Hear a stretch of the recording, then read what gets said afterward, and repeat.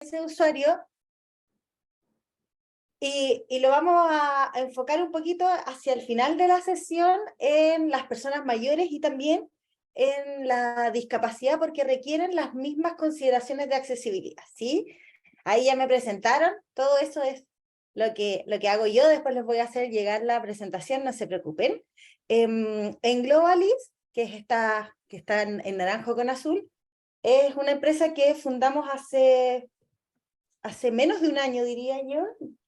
Sí, todavía no va un año y tenemos como cliente, un único cliente, que está probando nuestro producto y servicio, en definitiva, que es el Banco Interamericano de Desarrollo. Así es que es muy interesante porque podemos contarles, o les puedo contar algunas técnicas que hemos usado para vender algo que en realidad aún no existe. Bien, hablemos un poquito como de la economía de la experiencia, ¿verdad? No sé si están familiarizados con el tema, ¿lo han escuchado antes? Sí, ¿No? ¿Sí? Ya, buenísimo. Miren, la economía de la experiencia en definitiva lo que hace, lo que nos dice es que los consumidores ya no compran cualquier cosa, ¿verdad? Necesitan entender el valor que se les proporciona. Entonces, exige a las empresas, instituciones, startups, ¿verdad? La forma que tenga, una transformación digital que responda a la necesidad del usuario. O sea, tiene que haber un problema que se resuelva y no algo que en definitiva se me ocurrió porque sí nomás, ¿verdad? Y coloca al usuario al centro de la cadena del valor y a los profesionales que estamos relacionados con la experiencia de usuario en el centro, pero de la estrategia. Entonces, este nuevo enfoque trae nuevos modelos de negocio, ¿verdad? Nuevas formas también de hacer las cosas. Fíjense que, por un lado, estamos hablando de entregar valor, tiene que ser valioso para alguien, ¿verdad? No solamente para mí, que se me ocurrió la idea como emprendedora, ¿verdad? Tiene que servirle a alguien, pero además tiene que existir un mercado para que consuma, porque en definitiva, aun cuando sea un producto gratis, ¿verdad? Independiente de cuál sea el modelo económico, la idea es que esto de alguna manera genere ingresos y que podamos vivir de esto. Entonces, alguien tiene que querer comprarlo, alguien tiene que querer usarlo. Entonces, vamos a ver algunas metodologías, ¿verdad? Pero existe es como, de alguna manera, todas las metodologías relacionadas con el diseño responden a este embudo de la incertidumbre, donde en definitiva lo que decimos es que tenemos que entender el problema, para quién es el problema, ¿verdad? Es buscar formas de resolver. Y después recién vamos a diseñar, y una vez que hayamos diseñado, vamos a seguir y vamos a tomar métricas, ¿verdad? Y vamos a estar iterando y mejorando nuestro producto o nuestro servicio. Y hay maneras muy entretenidas de entender, pero también de experimentar. Entonces, desde el diseño existen algunos roles, ¿verdad? Después los vamos a ver.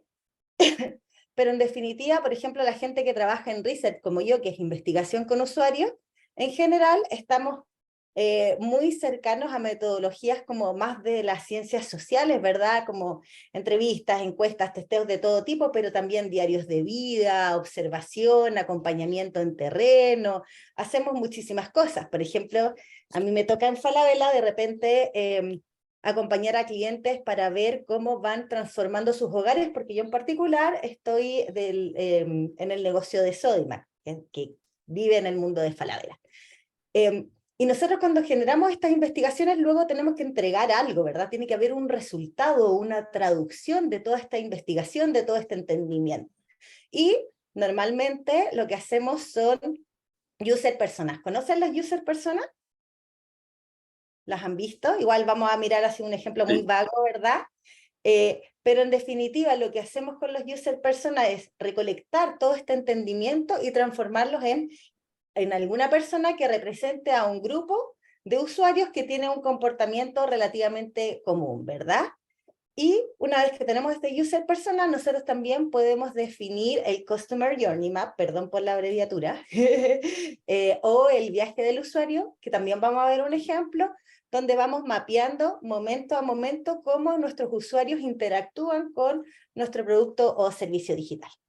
Además, existen otras técnicas, por ejemplo, como el benchmark. Podríamos querer entender cómo lo hace la competencia y temas como mucho más entretenidos que van de una hacia la experimentación, donde en definitiva se prueban conceptos sin tener ni una sola línea de código necesariamente.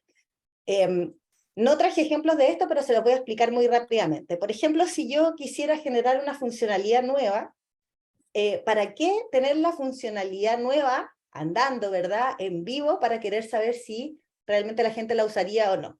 Podría crear un botón que en realidad me lleve a la típica pantalla del ups, lo siento, nos equivocamos, ¿verdad? Pero con eso nosotros podríamos saber cuánta gente realmente estaría interesada en esta nueva, por ejemplo, funcionalidad. Esa forma de experimentar se llama fake door, que es como la puerta falsa, ¿verdad? Otra forma es el mago de Oz, que es una de mis técnicas favoritas, donde, por ejemplo, en mi caso, que nosotros estamos diseñando un algoritmo, pero el algoritmo no está listo, lo que hacemos es, generamos el informe como si el algoritmo lo hubiese hecho, y lo entregamos. Da lo mismo, ¿verdad? Es costoso en términos de hora o qué sé yo, pero no tuve que desarrollar un algoritmo que me costaría o nos costaría una buena cantidad de millones de pesos, y con eso yo puedo saber si alguien estaría dispuesto a pagar por ese informe, y puedo más o menos identificar cuál sería el precio de eso. Otras alternativas podrían ser, por ejemplo, la pre-order, que es algo que viene como del mundo casi que de las inmobiliarias, ¿verdad? Con la venta en verde. También podemos testear prototipos, ¿verdad?, en papel o no. Una landing también es un ejemplo de un prototipo de algo que no existe, ¿verdad? Como para las típicas de, oiga, haga clic aquí y ordene tal cosa, y después simplemente dices como, nos equivocamos. Es mucho mejor entregar una experiencia fake para un porcentaje muy chiquitito de usuarios que desarrollar algo y que salga carísimo, ¿verdad? Y que después nadie más lo quiera. Entonces, y una vez que nosotros logremos este entendimiento, recién deberíamos como diseñar, y en realidad hay procesos que son un poquito como en paralelos, ¿verdad? Y dentro del diseño vamos a ver ahora que existen un montón de roles que intervienen en la experiencia de usuario, y luego, cuando ya está diseñado, cuando ya este producto está vivo, por supuesto que necesitamos realizar mediciones para descubrir, por ejemplo, embudos u otro tipo de cosas. Entonces, acá la típica consigna, ¿verdad?, del emprendedor es: equivócate rápido y barato. ¿Vamos bien hasta acá? ¿Sí? Ya, a veces hablo muy rápido, así que ustedes me avisan nada más. ¿Por qué queremos que se equivoquen rápido y barato, verdad? Porque en el fondo necesitamos descubrir qué es lo que necesitamos, a la vez conocer del usuario. Y ese aprendizaje debe estar validado para tener un negocio que sea sostenible. Muchas veces nos enamoramos de nuestras propias ideas, ¿verdad? O creemos que hay una solución, o incluso podemos llegar a creer que existe una necesidad, y testeando de las maneras equivocadas podemos encontrarnos con la sorpresa de que luego el producto no se vende, no se usa. Por ejemplo, si solamente hiciéramos test de usabilidad, ¿verdad?, para ver si el usuario logra o no hacer una tarea, eso es una cosa, pero el usuario le ve o no le ve valor a esto que estamos nosotros desarrollando. Entonces, la idea es que el esfuerzo se centre en averiguar rápidamente quién es el cliente, cuál es el mercado potencial, ¿verdad?, hacia dónde podemos crecer, y qué tipo de productos es en definitiva los que tenemos que construir para responder a ese problema o a esa necesidad. Y luego tenemos todas estas fases o posibilidades de experimentar, ¿verdad? Ojalá sin ninguna línea de código. No necesitamos tener un producto terminado, podemos estarlo testeando a lo largo de todo el proceso del producto, y podemos experimentar previamente para tomar decisiones que se basen en información real, como en vez de la Wata Driven, vamos a hablar de Data Driven, ¿verdad? Tomar decisiones basadas en datos. Entonces, algunos modelos de diseño que se sustentan en esto que les acabo de comentar, está el Design Thinking, que yo me imagino que es el más común. ¿Están familiarizados con el Design Thinking? ¿Sí? ¿Más o menos? Súper. Sí, ¿Sí? sí. Fíjense que el pensamiento de diseño, ¿verdad?, que es esto como del Design Thinking, es algo que ha permeado fuera del mundo del diseño. Aquí yo me imagino que hay más de un diseñador, yo vengo del mundo del diseño gráfico, y más o menos estos son 5 etapas, donde la primera etapa se trata de empatizar, como entender a este usuario, ¿verdad?, entender el problema. para luego tomar algunas definiciones, ¿verdad? Y después recién vamos a idear. Y esa idea que quizás en un inicio es conceptual, luego la prototipamos y una vez que se prototipa se testea. Y entra en un loop de iteraciones para la mejora continua. También existen otros modelos como el doble diamante, que fíjense que es exactamente lo mismo, ¿verdad? Donde también dice, oye, vamos a diverger para descubrir, convergemos para definir, se define cuál es el problema, ¿verdad? Cuáles son los métodos y todas esas cosas, y luego se diverge para desarrollar y se entrega, y luego entramos en este círculo infinito del loop y la mejora continua. Misma idea basada en el Lean Startup, donde todo parte en la idea, se construye, se genera este producto, se mide, se obtienen los datos, se aprende, se genera una nueva idea que se construye y así. Y son procesos que son completamente cíclicos porque las necesidades son cambiantes, los productos cambian, ¿verdad? Las tecnologías cambian, entonces en realidad nunca vamos a llegar a tener un producto terminado. Eso no existe. Lo que existen son como pequeñas tareas que logramos terminar. Y este ya es el modelo que es la locura máxima, ¿verdad? Que involucra a otros modelos. Está el Design Thinking con Lean, con Agile y con Growth Hacking, todos mezclados juntos, ¿verdad? Donde vamos pasando de uno hacia el otro. Después los van a tener, así que no se preocupen, van a poder mirarlos con detención. Y luego existe este último modelo, ¿verdad? Que es, seguro que existen más, ¿eh? Yo solo traje un muestrario de modelos. Tenemos este modelo del triple diamante donde basamos el mundo del diseño en particular. Yo diría que nos basamos en este modelo. Si se fijan, la única diferencia respecto del doble diamante es que después del desarrollo y la validación viene esta parte como del rollout. Entonces, la gracia de este modelo además es que uno puede incorporar dentro de estos procesos cómo se ubica el mundo del diseño. Fíjense que en la parte del descubrimiento, ¿verdad? Donde está el descubrimiento del problema y la definición del problema, ahí hay harto esfuerzo en temas asociados a investigación. Ahí nosotros podemos ver Foundational UX Research. ¿Ya? Eso se refiere como investigación de experiencia de usuario fundacional. Y también está la arquitectura de la información, el diseño de productos es transversal a todas las etapas y lo mismo el sistema de diseño.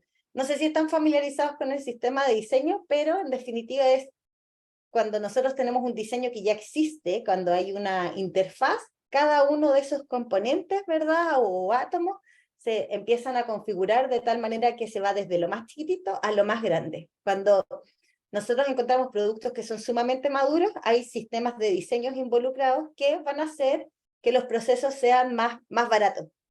Implementarlo en un inicio es caro, porque requiere mucha gente, ¿verdad? Muchas horas, pero luego en términos como de mantención y diría que de facilidad de cambios, es genial. Entonces, bueno, vamos a ver ahora cuáles son los distintos roles que participan, porque uno tendería a pensar que el diseño es uno solo, y la verdad es que cada uno está involucrado en distintas áreas. Entonces, bueno, acá les dejé un proceso más, pero la idea es que los revisen después ustedes, donde parte como desde el contacto inicial, un enfoque como inicial, como lo que sería antiguamente una especie de brief, y luego viene esta fase como de descubrimiento, donde vamos investigando al usuario, los contextos de uso, ¿verdad? Tomamos ciertas definiciones, y en base a esas definiciones recién vamos a salir a prototipar, validamos, y una vez que esto, ojalá a mano, ¿verdad? En cuadernito, y después vamos a hacer el diseño de las interfaces, la implementación, pasa a producción, se mide, se itera y entra de nuevo, pero ya no desde el principio. Y ahora, sí, los roles, ¿vamos bien? ¿Están viendo algo nuevo o me estoy repitiendo y esto ya lo tienen súper asumido? Ah, ya, buenísimo. No, cualquier cosa me dicen no, porque entonces nos vamos a lo nuevo. Bien, en general los equipos de diseño se pueden conformar de distintas maneras, a veces en realidad podría existir desarrolladores también y podrían aparecer otros roles, Por ejemplo, hoy en día en Europa se ven roles como el legal designer, que son como diseñadores expertos en temas legales, en normativas, ISO, temas de accesibilidad y qué sé yo, pero estos diría yo que son como los básicos. Obviamente hay, mientras más grande sea la empresa van a aparecer los líderes, a veces hay un líder que en realidad hace absolutamente todo, ¿verdad? Todo esto, pero más o menos podríamos decir que existen los diseñadores UX, que son los responsables de hacer que los productos y servicios sean útiles, agradables y accesibles para el usuario final. Participan en casi todas las fases, yo diría que en realidad en todas las fases, pero desde la ideación misma. Entonces, están a cargo de ver temas de arquitectura de la información, cómo se va a organizar la información, los menús, por ejemplo, cómo voy a llegar de un punto al otro, la cantidad de clics, por ejemplo, son parte de lo que hace el UX Designer. En cambio, el UI Designer, que trabaja de la mano con el UX, en realidad se va a centrar en la apariencia, en el look and feel. ¿Cómo se va a ver y cómo se va a sentir esto? ¿Qué colores va a tener? ¿Qué tipografías va a usar? ¿Qué tipo de ilustraciones? Entonces, como uno es el esqueleto y el otro ya le pone la carnecita, ¿verdad? La piel, el pelito. Es como jugar un poquito como a la muñeca, quizás. También hacen las temas como de diseños de interacciones, por ejemplo, también estarían del lado del UI designer. Existe otro tipo de diseñador, que esto yo diría que es lo más nuevo y quizás los perfiles más demandados también actualmente, que tienen que ver con los que escriben los contenidos. En algunos lados se llama writer, en otros lados se llama content, en otros lados puede llamarse copywriter. Aún no hay un acuerdo tan claro respecto de cómo nombramos a, a los distintos perfiles, pero son los que están a cargo de los textos. En definitiva, de los textos, de la consistencia también de estos textos. Cómo vamos a comunicar, porque, por ejemplo, eh, no sé si les ha pasado alguna vez de encontrarse con una aplicación o un sitio web que los trata de usted y de tú al mismo tiempo. El writer, en definitiva, es la persona que se encarga de la consistencia, de la voz y del tono, y es muy importante también porque es el que de alguna manera logra expresar la personalidad también, los valores de la empresa. Entonces está a cargo de algo que es súper, súper importante. Y luego están los de la mano de investigación. Esa se parece a mí, sería como, solo que yo no ando con una polera de Pac-Man, ¿verdad? Pero son los que estudian el comportamiento de las personas, ¿ya? Pero enfocado siempre a los productos digitales, ¿verdad? Entonces la idea es entender qué es lo que necesitan, cuáles son los puntos de fricción quizás en las plataformas si es que ya existen, si es que la plataforma aún no existe, bueno, cuáles son los problemas de la competencia y que nuestro producto debería ser capaz de resolver, ¿verdad? Y también son capaces de definir las motivaciones, entre otras cosas. Otros roles que existen actualmente, existen los product designers, pero los diseñadores de producto, que en realidad se encuentran, yo diría que en empresas muy maduras, podría ser Mercado Libre, Falabella, Amazon, ¿verdad? Empresas muy, muy maduras, con equipos muy grandes, donde en definitiva la gracia del product designer es que es capaz de hacer pequeñas investigaciones y pequeñas validaciones de su mismo producto, pero no es experto en todos los procesos de la empresa, sino que en una partecita. Esa es como diría la diferencia. Súper. Entonces, yo les había dicho que en cualquiera de los casos, ¿verdad? Aun cuando tengan un equipo de un único diseñador, vamos a tener que investigar. Y en algunas veces los emprendedores les toca investigar a ustedes mismos, ¿verdad? O a nosotros mismos, porque quizás no tenemos este perfil dentro del equipo, pero hay que investigar para entender, ¿verdad? Y lo primero que hay que entender es que nosotros no somos el usuario, que esto que vimos, que observamos en nuestra mamá o tal vez en nuestro abuelo, tampoco es el usuario, es solo un caso y podría ser un caso aislado. Entonces, lo que tenemos que hacer es responder a un problema real y que sea un problema que además sature, en el sentido de que sean muchas personas las que tengan este mismo problema que nosotros vamos a resolver. Entonces, y además, esto que nosotros resolvemos, la otra persona tiene que valorarlo, ¿verdad? Para que quiera consumir nuestros productos o servicios. ¿Se entiende? ¿Sí? Pregunta al final, ¿cierto? No, interrumpan, como si fuera un colegio. En la primera parte, perdona Consuelo, en la primera parte no nombraste nada a las redes sociales, es decir, en los roles. Nosotros No, tenemos gente que se preocupa mucho del producto, y que está investigando mucho lo que está pasando, la interacción de las redes sociales sobre ese producto. Porque totalmente. Ese, decir, ese, nosotros colocamos una persona que analiza o raspa la red social. Raspa significa sacar toda la información, todo. todo, y lo tira hacia lo que se llaman bases de datos o motor de datos para hacer después una conclusión. Eso es Oye, por eso. está buenísimo.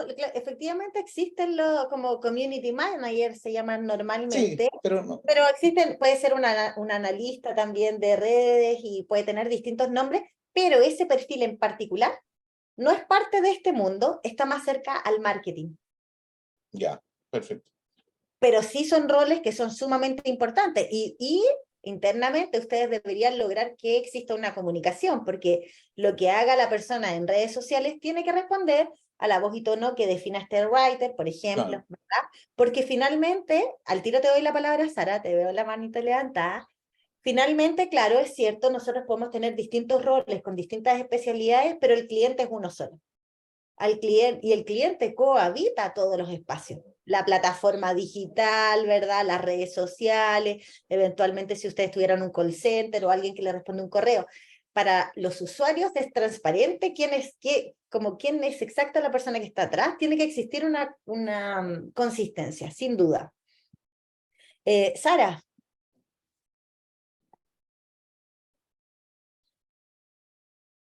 ¿o fue un error? Sara levanta la mano, efectivamente. Está muteada, Sara. Sara-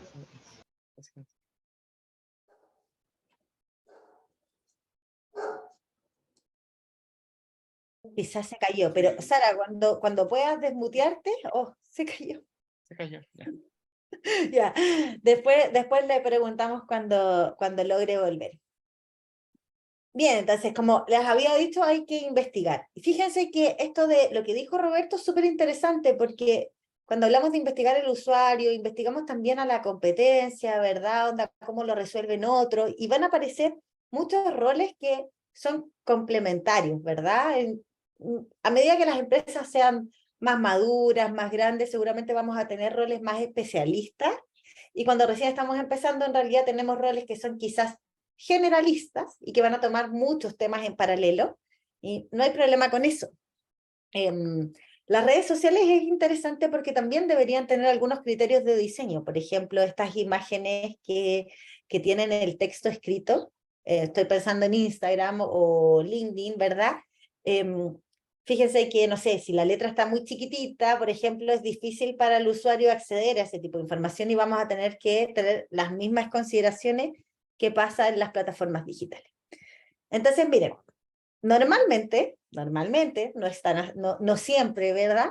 Pero después de que nosotros realizamos entrevistas o realizamos encuestas o hicimos observación de campo, ¿verdad? O todas estas como formas desde las ciencias sociales para aprender de nuestros usuarios, normalmente cuando estamos partiendo, ¿verdad? Pasamos por este instrumento que se llama mapa de empatía.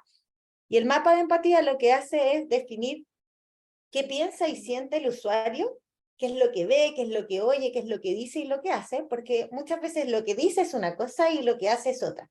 Por ejemplo, de cara a Sodimac, en Sodimac los clientes nos dicen, o lo que nos han dicho históricamente es, yo tengo que ir a comprar el piso o las cerámicas a la tienda porque necesito tocarlo y a través de la web yo no puedo tocarlo.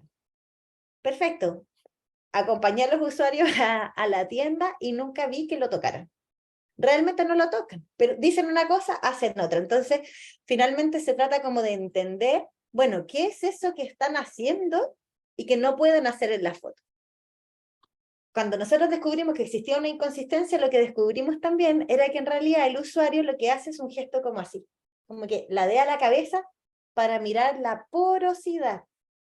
no necesitaba tocar para ver esa porosidad. Entonces nosotros dijimos, mira, lo que tengo que hacer es colocar una foto que pueda recorrerse en 3D. Y esa era como nuestra hipótesis, ¿verdad? Hacerlo en todos los productos hubiese sido carísimo. Y hacerlo sobre todo en todos los países también habría sido re caro. Y lo que hicimos fue escoger un par de SKU, ¿verdad? Un par de productos donde colocamos esto y luego vimos si se usaba o no se usaba, y cuando validamos nuestra hipótesis decidimos llevarlo a los otros lados. Entonces, el mapa de empatía nos va a ayudar a entender al usuario, entendiendo que en definitiva lo que decimos, lo que hacemos, lo que somos, no necesariamente somos tan consecuentes, ¿verdad? Y también nos ayuda a entender cuáles son los esfuerzos de nuestro usuario y cuáles son los resultados, ¿verdad? Cómo ellos consideran que el proceso fue exitoso. Fíjense que en el mundo de la experiencia, muchas veces los clientes están frustradísimos durante todo el proceso. Sin embargo, todo el proceso puede haber sido una porquería y se pueden reclamar un montón. Sin embargo, nuestra personalidad latina hace que, si finalmente logramos nuestro cometido, todo lo previo se nos olvida.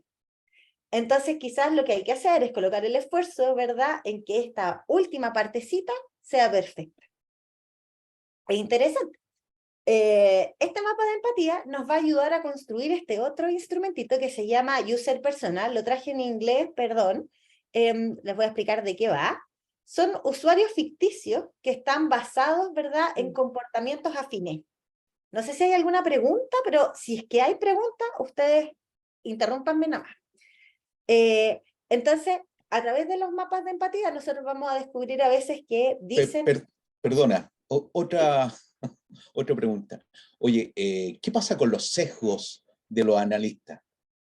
A veces nosotros nos agarramos de las mechas en los comités cuando los sesgos son implícitos en la persona, y si tiene que venir alguien de afuera para hacer la división y decir, oye, ¿sabes qué? Tú piensas de esta forma, pero no es así. Pero es que yo he visto esto, sí. ¿me entiendes? ¿Cómo poderlo? Efectivamente, eso que tú comentas, Roberto, nos pasa todos los días. En proyectos grandes, por ejemplo, como en el mundo de Falabella o de Sodimac en particular, ¿verdad? Cada uno tiene ideas que son preconcebidas. Por eso que lo que hacemos es reconocemos el sesgo, generamos una hipótesis, ¿verdad? Y en base a esa hipótesis, nosotros salimos a preguntar a los usuarios, ¿verdad? Y lo que hacemos es esperar que exista cierta saturación. Por ejemplo, yo le pregunto al usuario, no sé, defino que quiero hablar con contratistas. Ya esto es súper específico, pero es que es el mundo que me toca en el día a día. Defino que quiero hablar con contratistas y me doy cuenta que el contratista va a comprar a la tienda en ciertos casos, pero que usa la web para otros casos. Entonces, nuestra hipótesis, la hipótesis de la oficina, ¿verdad?, era que si el usuario tuviese un lugar específico para el cliente profesional, que podría ser la aplicación, entonces el usuario compraría más digitalmente, bla, bla, bla. Entonces nosotros en definitiva lo que hicimos fue salir a preguntar y generar información saturada. Entonces, empezar a ver cuáles son los distintos comportamientos para entender los distintos casos de uso. Entonces, a veces, clientes que tienen comportamientos similares, ¿verdad?, van a tener igual decisiones que son distintas, porque finalmente existimos como cada uno es distinto del otro, somos individuos, somos individuales, ¿verdad? Entonces, yo creo que si entendemos el sesgo y nos hacemos cargo de que existe ese sesgo, para no dejarnos guiar, porque en definitiva lo que pasa es que cuando nos dejamos guiar por ese sesgo, podemos equivocarnos y son errores que son costosos. En general, no sé, estar un año desarrollando, ¿verdad?, producto de un sesgo y que no obtenga resultados puede ser muy costoso. Entonces, lo que hacemos nosotros en particular, la gente que está del lado de la investigación, es una investigación continua y ojalá de un alcance chiquitito. Como ojalá en 2 semanas poder levantar información suficiente atomizada para decir, mira, encontré esto, probemos, hagamos un pequeño experimento, validemos el experimento y sigamos. No sé si eso responde. ¿Sí? Pero el sesgo no lo vas a poder eliminar nunca, porque en definitiva seguimos siendo personas. Lo que sí podemos eliminar es el ego. Eso sí es interesante, porque en los equipos de producto siempre hay mucho ego de por medio. Y eso se puede trabajar con mayor facilidad, y los sesgos yo te diría aceptarlos. Aceptarlos, reconocerlos para poder avanzar. Sí, está buena igual la reflexión, es divertido. Miren, entonces cuando nosotros podemos lograr, identificamos que tenemos como grupos de usuarios que se parecen, que tienen comportamientos similares. Una de las tantas herramientas, ¿verdad? Es esta que se llama User Persona, donde lo definimos a una persona que es ficticia por un grupo de personas que tienen características comunes. Entonces acá lo que hacemos es una especie como de ficha, donde contamos más o menos quién es, cuáles son sus objetivos, cuáles están sus frustraciones. Podría ser la conexión con las redes sociales, el tipo de tecnología que utiliza. En mi caso, que yo además trabajo específicamente con discapacidad y accesibilidad, coloco también qué tecnologías asistivas utilizan. Usa un implante coclear, usa lectores de pantalla, línea braille, qué sé yo, para tener en consideración todas esas pequeñas cositas que luego en el desarrollo me podría generar algún tipo de impacto.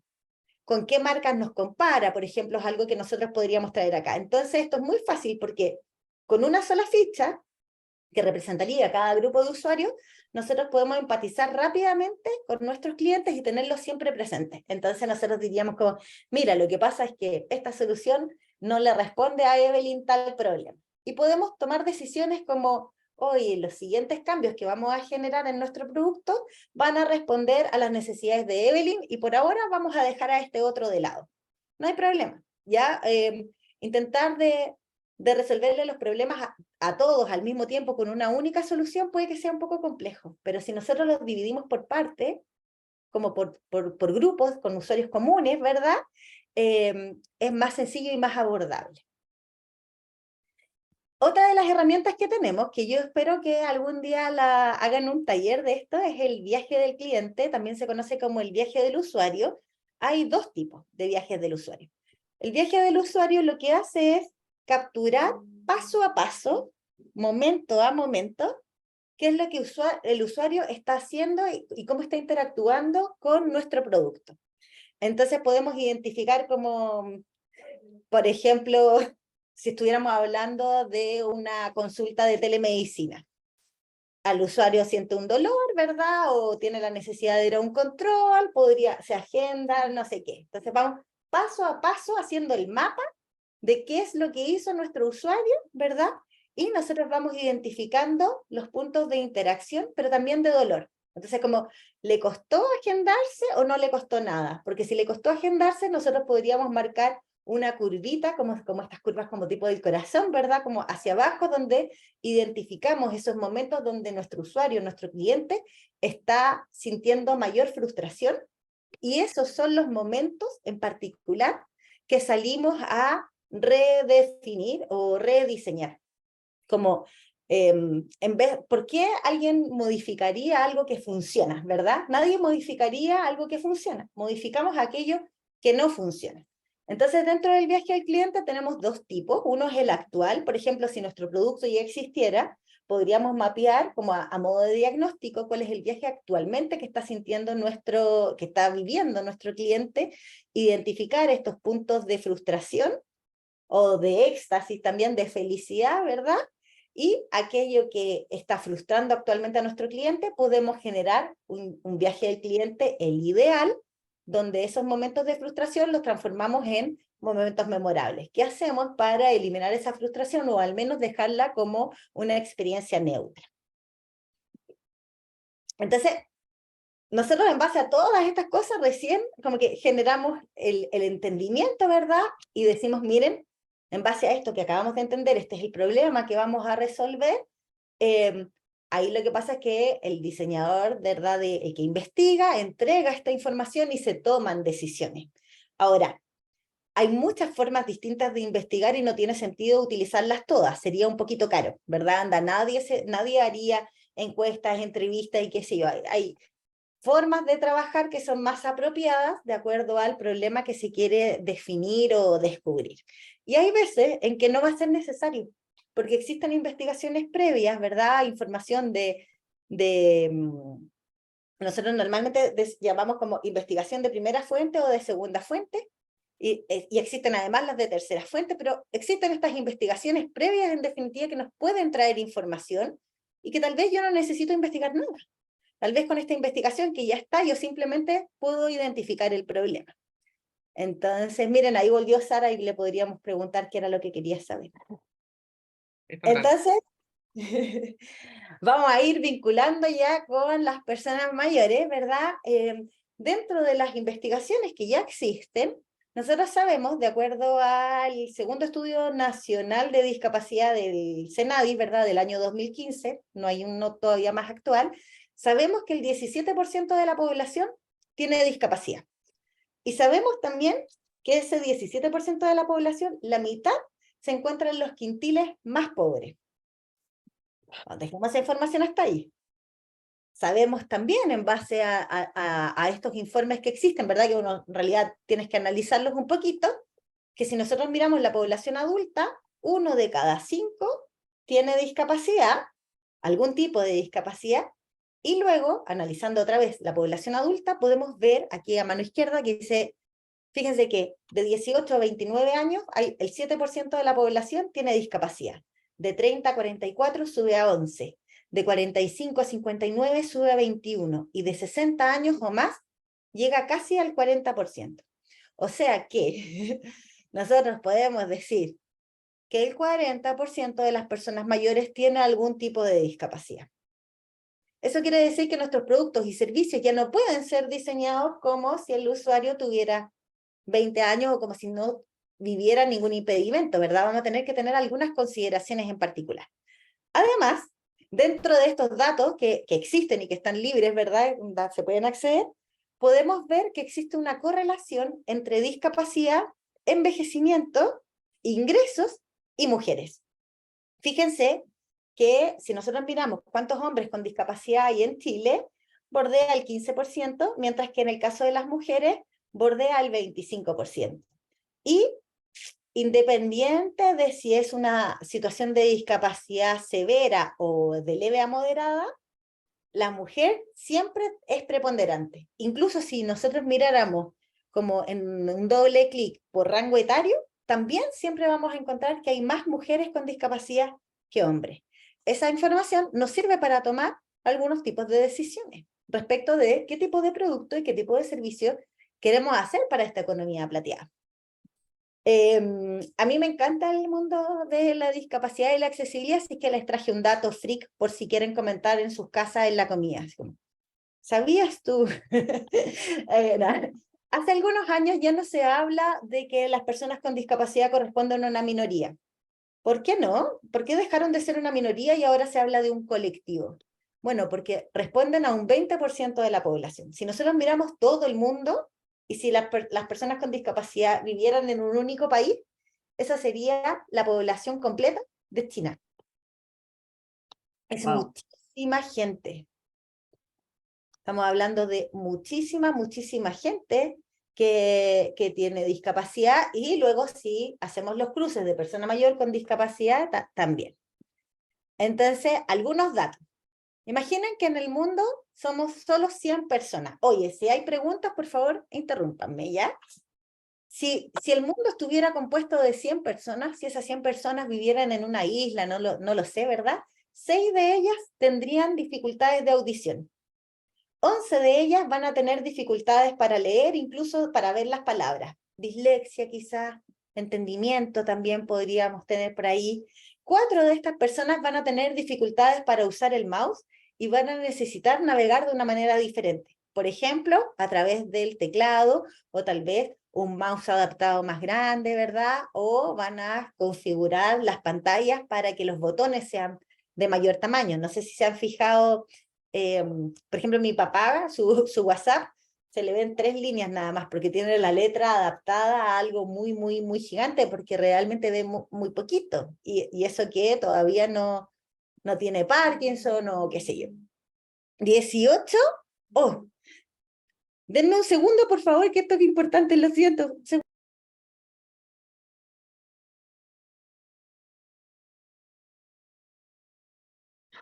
Pero no nombró la edad de esas 100 personas. Si esas 100 personas son jóvenes entre 20 a 25 años, aquella discapacidad ha disminuido considerablemente. Voy. ¿Cómo? Es Otra que vez. no nombraste la edad de esos No, 100 usuarios. Si no, esos pero, usuarios pero aquí voy, hubieran aquí sido, va. hubieran sido un nicho joven, joven, no tendrías tú la relación de este número de 6, 11, 12, No, esto ¿no? estos números son representativos de cómo se compone la sociedad hoy en día. Fíjate que hay 18 personas mayores. Todo el resto son niños y son personas, hay 18 personas mayores y que pueden estar desarrollando una combinación de impedimentos. No necesariamente Ya, perfecto. discapacidad, pero podríamos hablar de impedimentos como podría ser el Alzheimer, como podría ser el Parkinson, la pérdida de la audición. Vamos a ver Sí, igual qué es lo que le pasa sí, a ok, las personas ok. mayores. Acá un datazo. 8 personas de cada 100, 8 tienen algún tipo de daltonismo. En algunos países puede llegar a 11. Eso es súper interesante porque quiere decir que esto de explicar a través de colores, por ejemplo, si estuviéramos pensando en un reloj de salvataje, que es como el clásico ejemplo cuando alguien quiere hacer algo de personas mayores, típicamente le ponemos colores para que sepan cuál es la acción que quieren realizar y más nada, y no está acompañado de un texto o no está acompañado de una textura. Y luego una persona daltónica no va a poder distinguir entre el rojo y el verde. El color se ve bastante parecido. Entonces, ¿qué es lo que hacemos desde los criterios de diseño para la accesibilidad? Es incorporamos un pequeño texto que diga sí, no, por ejemplo, llamar, una textura podría ser, ¿verdad? Pero no confiamos únicamente en el color para transmitir las cosas porque 8 personas de esta isla de 100 no van a poder usar este producto independiente de la edad que tengan.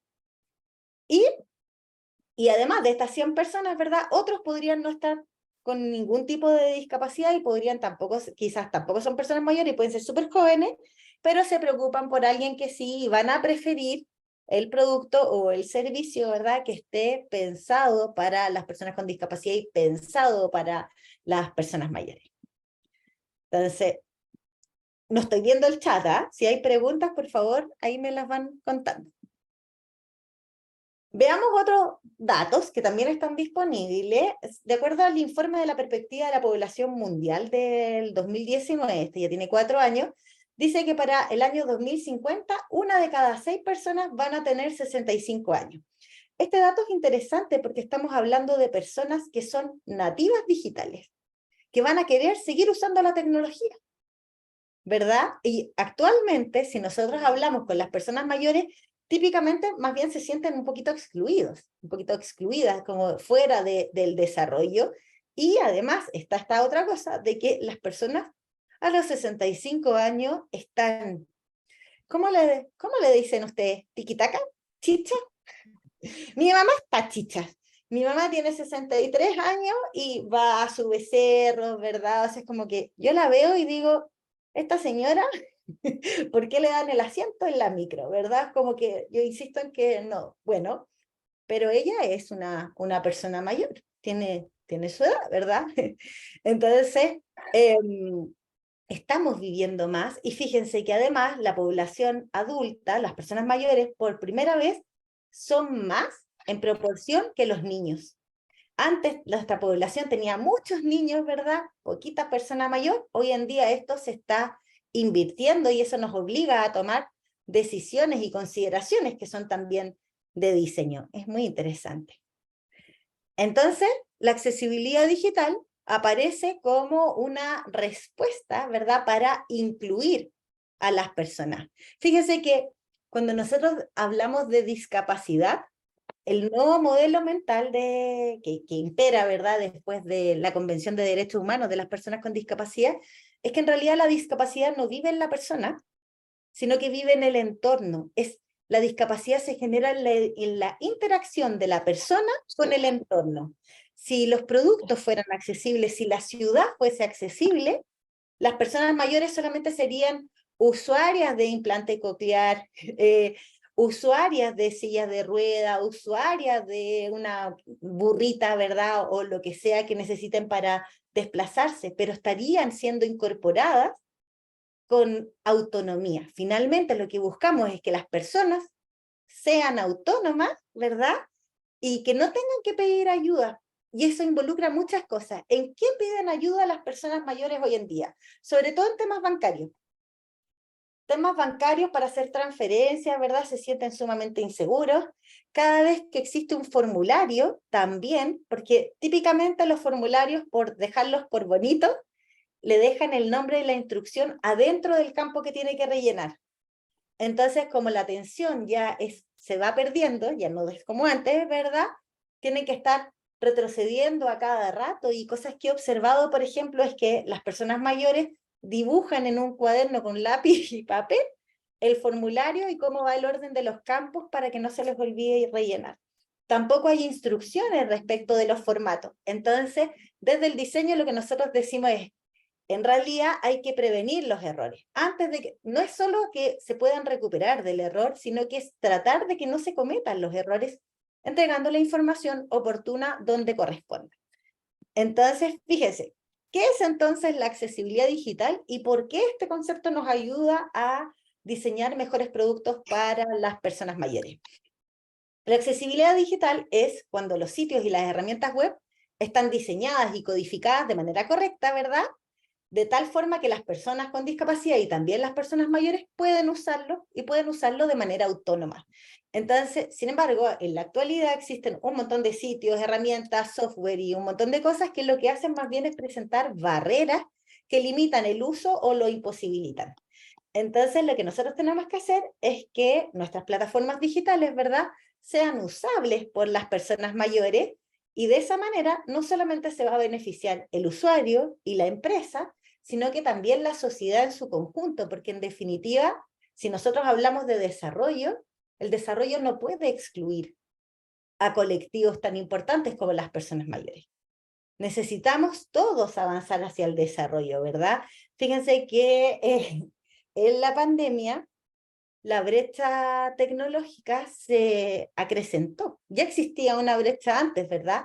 Pero como las cosas se podían hacer única y exclusivamente de manera digital, y las cosas digitales no estaban pensadas ni para las personas con discapacidad ni para las personas mayores, lo que hicimos fue retroceder muchísimos años en términos de desarrollo y acrecentar esta brecha, profundizar la brecha.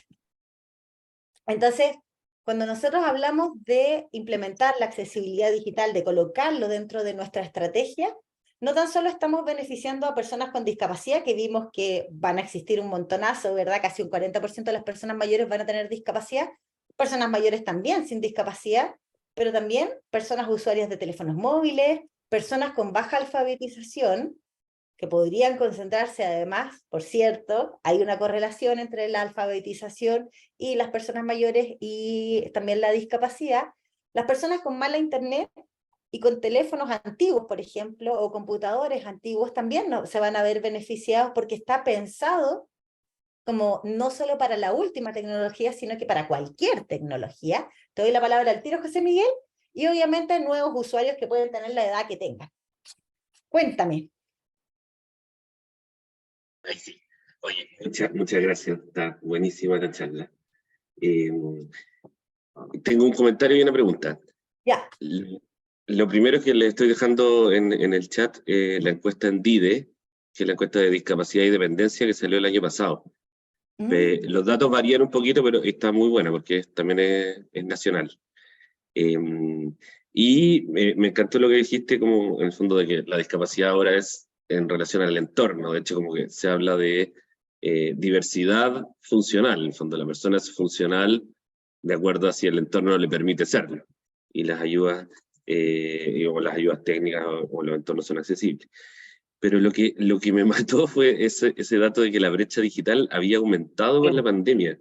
Porque nosotros somos una startup que se llama Reactívate, que hacemos una aplicación para ejercicio físico, y nos basamos en decir que en el fondo que la brecha digital disminuyó en la pandemia porque los adultos mayores aprendieron más a usar el smartphone, aprendieron más a usar videollamadas.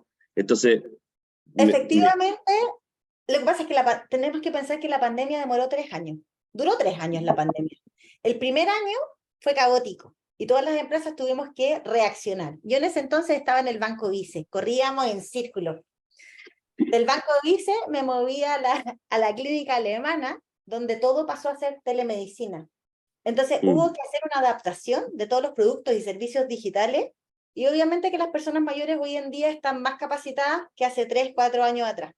Pero en el pic de la pandemia, te digo que fue caótico, fue caos. El nivel de caos es tan grande que yo no sé si ustedes están familiarizados con temas legales, pero fíjense que la ley de transformación digital del Estado tuvo que mover la fecha límite. Existía una fecha y hubo que cambiar la fecha para cuándo iba a empezar a aplicar, porque había que empezar a solucionar cosas previas. Y estas cosas yo ¿por qué las comento? Porque me toca, justamente, estoy asesorando al Estado en temas de transformación digital asociado a accesibilidad. En mi opinión, todo el mundo dice, ay, onda, ¿por qué siguen hablando de transformación digital si eso ya fue? Como, jaja, amigue. Todavía no. La verdad es que uno quisiera decir que sí. Obviamente hay un montón de usuarios que están más quizás en posiciones de mayor privilegio, pero por ejemplo, no sé, pues, te voy a inventar cualquier cosa. No se me ocurre ningún teléfono más antiguo que el J2. Hay gente que tiene esos teléfonos, ¿cachai? Entonces, si nosotros aún, como que si siempre estamos diseñando para la última tecnología, para quizás las personas mayores más avesadas, ¿verdad? Los que sí ya se subieron a la ola, y no estamos pensando en estos nuevos usuarios que podemos atraer y que podemos educar y que podemos enseñarles, estamos dejando un público afuera que es súper atractivo. ¿Cachai? Súper. Perfecto. Sí. Perfecto, gracias. Oye, veo la manito de Ignacio. Sí, ese es un súper tema. En la mañana estuve en el lanzamiento de un sello de registros clínicos electrónicos y comentaban que ya viene bajando la ola de la telemedicina. O sea, ya fue el pic de toda la gente que fue a atenderse online. Entonces, para los que estamos en temas de salud o similares, terapéuticos, ese es un dato a tener en cuenta. O sea, de hecho, en Estados Unidos, yo el otro día también leía ya un artículo que hay ciertas especialidades que ya están volviendo a prepandemia. Entonces, la tecnología se mueve rápido para adelante, pero también para atrás. Así que es súper interesante este Totalmente. tema. Sí, pero fíjate que en algunos casos, por ejemplo, es que aquí ya se vuelve algo de nicho. Voy a tomarme mis 2 minutos para explicar esto. Fíjate que cuando nosotros hablamos de personas con discapacidad, y esto lo digo con conocimiento de causa porque mi hija mayor tiene un síndrome que se llama Pallister-Killian, ¿ya? Es la única en Chile, así que ni siquiera lo busquen.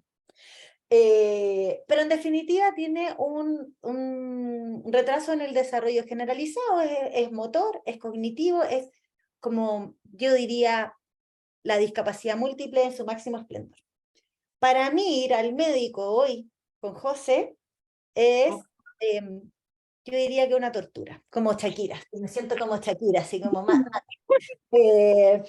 Entonces, ¿por qué? Porque están los temas de espera, ¿verdad? Hay otros temas asociados a que la gente igual te discrimina, te sientes incómodo, te sientes molesto, y la telemedicina para mí fue una solución tremenda. Y en la comunidad Cuídame, donde yo soy la presidenta de la corporación, ¿verdad? Agrupamos a más de 100 cuidadoras de personas con discapacidad y todas prefieren la telemedicina. Entonces, ¿por qué? Porque uno, no me tengo que trasladar. No, imagínate, en micro sería aún peor, ¿verdad? Yo tengo auto, pero hay gente que, como está relacionada con pobreza, más encima tenemos temas de micro. Discriminación, espera y un montón de cosas. No todo es tan jauja como en la clínica alemana, donde tú vas al departamento de enfermedades raras y te pasan a una sala de espera especial para ti, donde estás absolutamente sola. Pero tengo que llegar hasta allá y en el camino tal vez mi hija no quiso entrar. Entonces, la telemedicina en particular para estas como, no solo temas neurológicos, sino que también ondas genéticos o qué sé yo, se vuelve una verdadera solución para las familias, porque además existe una relación entre persona mayor y persona con discapacidad y salud. Tienden a ir menos. Tienden a ir menos porque hay que generar muchas molestias, hay que generar muchas coordinaciones y qué sé yo. Entonces la telemedicina en realidad se transforma en algo que es súper valioso para este nicho de personas que en definitiva no pueden volver a la normalidad porque siempre han estado en aislamiento social. El aislamiento social que ustedes conocen, yo lo vivo hace 18 años. Pía, te veo con la mano arriba. Hola Consuelo, mira, yo comparto plenamente lo que tú estás comentando y tengo un hijo con autismo y yo fui una de las civiles que participó en la ley de autismo. Entonces, cuando tú comentas el tema de ir a, por ejemplo, llevar a mi hijo al neurólogo, es un show porque hay más niños y tiene un tema auditivo, hipersensibilidad auditiva, entonces él no soporta el ruido de los niños más chicos, de 2 años. Entonces, para mí llevarlo al neurólogo es tragedia. Empieza pateando, gritando, le pega a la doctora. Entonces, para mí se me acomoda mucho el tema de la telemedicina por todo lo que tú estás comentando. Y también el tema de la discriminación que todavía ocurre, y me pasa en todas partes. Hace 2 semanas terminé denunciando a un psicólogo que echó a mi hijo de la consulta y mi hijo tiene 6 años. Me pasó con un oftalmólogo. Puedo entender perfectamente tu dolor y fíjate que si tú lo comentas con otras personas, con otras cuidadoras, vas a encontrar que la información satura. Nos pasa a todos lo mismo porque los doctores y en general la educación tampoco están preparadas para esto. Sí, me pasa ahora, tengo a las 7 un encuentro con el padre acá de la comuna que vivo yo, que acá en la casa de encuentro, acá en la comuna de Las Condes, nos juntamos siempre, una vez por semana, padres con niños y compartimos la experiencia. Entonces, la experiencia que yo te estoy compartiendo ahora le ha pasado a la mayoría. Sí, es súper interesante como insertarse en esos grupos también como observador. Yo igual de repente me siento media psicópata con ese tipo de cosas, porque lo hago mucho. Cuando quiero entender a ciertos grupos como colectivos, ¿verdad? Lo mejor es sumarse a las actividades porque los colectivos, a diferencia de los que nos formamos parte del colectivo, nosotros no nos agrupamos normalmente. No es normal la agrupación. Pero en los colectivos sí es muy normal, ¿verdad? Buscar soluciones comunes, anda haciendo números. Entonces, y tienden a juntarse de manera periódica y a conversar los temas que son comunes. Y esos temas comunes requieren soluciones, sin duda. Así que yo diría que la teleconsulta no va a desaparecer, sobre todo porque además he visto kinesiólogos, por ejemplo, he visto como otros profesionales que no necesariamente son doctores, y que lo pueden llevar bastante bien, incluido dentistas. Y veo que sigue funcionando. Así es que, si bien puede ir en retirada, en definitiva lo que va a pasar es que vamos a lograr un equilibrio en las cosas. Lo mismo pasa con las compras en el supermercado. Siempre va a haber gente que va a preferir ir físicamente, pero qué agradable que es Corner Shop, ¿o no? Que no muera nunca Corner Shop. Bien, entonces, para comentarle un poquito a las personas mayores como qué dificultades tienen en general, yo diría que son 4 grandes temas, no son los únicos temas. Vamos a jugar un ratito ahora, espero que no me haya pasado tanto, no.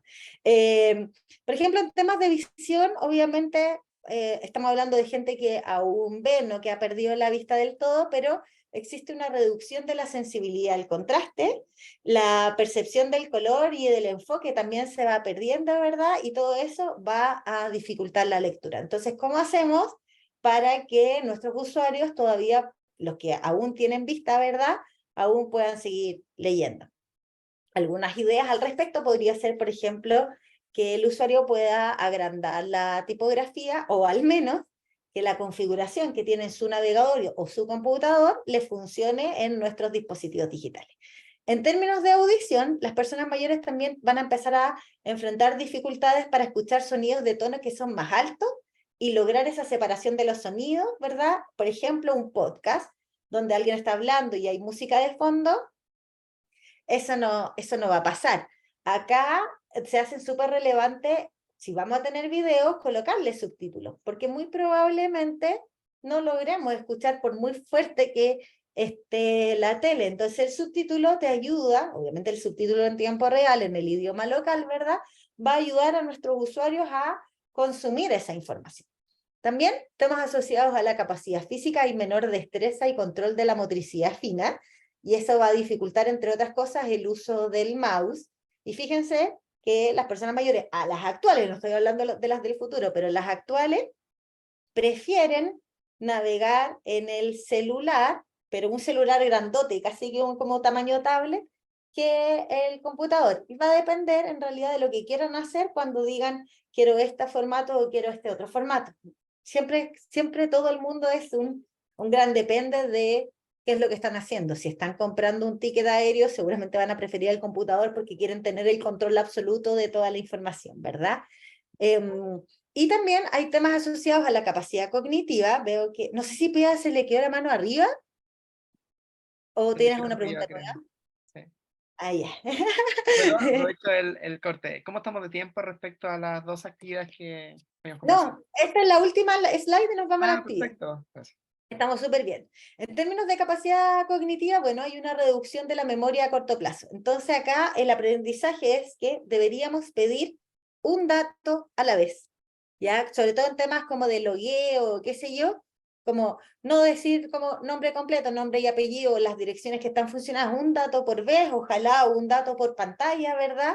Porque hay un tema con el déficit atencional también, y además siempre entregar como estos mensajes de confirmación. Vamos a ir con, yo les voy a dejar ahí para que sepan que ese es mi correo, pero vamos a hacer una actividad, les voy a pedir, voy a dejar de compartir, yo les pedí que instalaran una extensión que se llama Funkify. ¿Lo pudieron hacer? ¿Les llegó?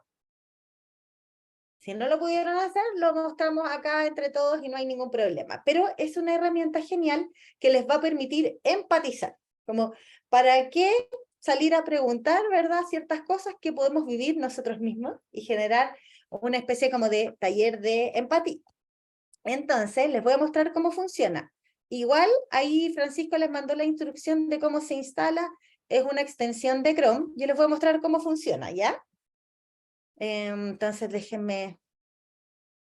Obvio que quiero el escritorio. Pero tengo la duda de que veo muchas cosas. ¿Será Google Chrome? Ya, hagamos ese. Bien. Miren. Déjenme checar que este es el perfil. No, quiero hacer este.